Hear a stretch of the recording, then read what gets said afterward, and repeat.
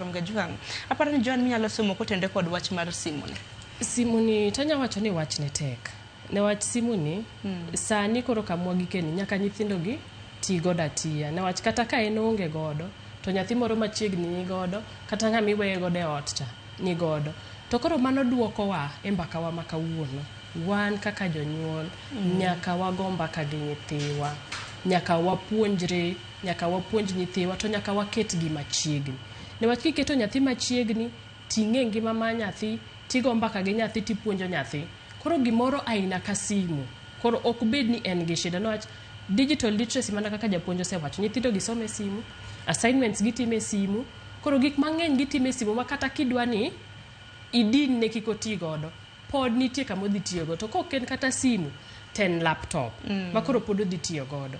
Koro mana kaka owacho ni family link no to an pod adoka kor wuoyo gi nyathi, we nyathi obed thuolo kodi newach nafwenyo ni nitie gimoro miluongo ni Chrome incognito. Nyathi nyadhi e sites modwa dhiego to dhi gi Chrome incognito no ma in sami duogo ng'iecha to onge gima no dhi mok ni dwa no dhi. To en olit newach nyithindo gi ong'eyo moingi en janyuol. Koro yudo kata ka laptop ka nen gi simu tisema e simu to kara no se connect WhatsApp ne gi laptop ka.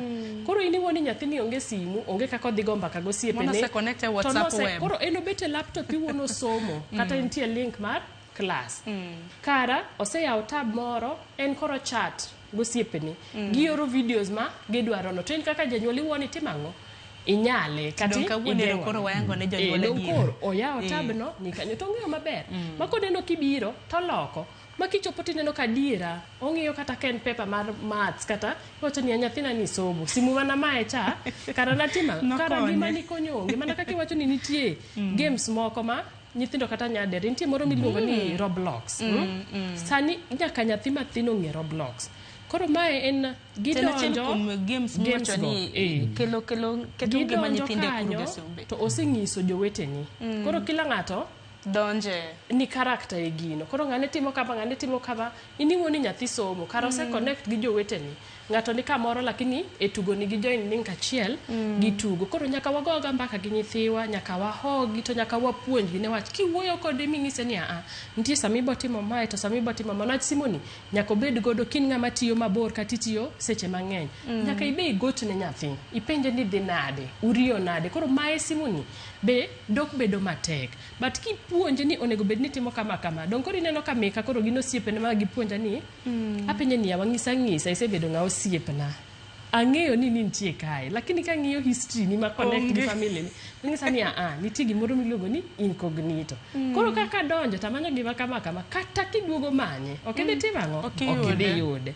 To mano ng'isa ne wach koro wan osiep wago mbaka. Koro ibe upuonja. Koro sama dhi konyo nyithindo moko kata sama dhi go mbaka gi jonyuol moko ng'iso ni temuru mae nyocho ng'isa ni kama kaka gitimo ang'o gitime. Koro wabedo mariek wate. Mana kamana aparo ni mano paro miso man kata mna incognito no bende nakia nikech anang'e ni kidonje mbui kata mna magi YouTube gi ne ka ng'iyo search ing'iyo gima na nyathini oneno kata kamano chal kaka magi lowe rieko. Sani ng'eni wan Gen Z osewuok koro sani ma en Gen Alpha Generation Alpha ema bende nitiere. Kata kamano ne nyithindo jopuonjre janyuol kokweri winja kekene ni janyuol koro ok dwari samoro koheri okonyi oseneno mbele in pok ineno mbele. Koro wabeduru joma nitiere koda luor respect ma ka janyuol onyisi ni kik itim to kik itim. Aparo ni wategi kaka nyithindo nyaka bed ni bedo safe kata kaka ginyalo ritore mar mondo mi gibed safe. Sani dala koth chwe to koth ka